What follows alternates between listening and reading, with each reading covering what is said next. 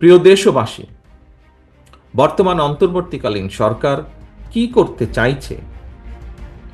রাষ্ট্র মেরামতের জন্য অন্তর্বর্তীকালীন সরকারের আর কত মাস কিংবা কত সময়ে প্রয়োজন, সেটি জানার অধিকার জনগণের রয়েছে। সরকার জনগণের সামনে তাদের আগামী দিনের কর্মপরিকল্পনার রোডম্যাপ ঘোষণা করলে এটি একদিকে জনগণের কাছে সরকারের স্বচ্ছতা এবং জবাবদিহিতাকেই নিশ্চিত করবে, অপরদিকে প্রশাসনিক কার্যক্রমেও গতিশীলতা বাড়বে।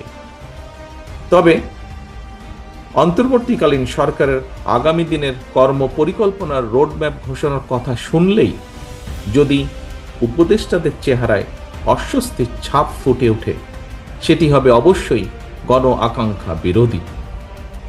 সরকার তাদের সকল কার্যক্রমের মাধ্যমে জনগণের কাছে যত বেশি স্বচ্ছ থাকবে, জনগণও সরকারের প্রতি তত বেশি সমর্থনের হাত প্রসারিত রাখবে।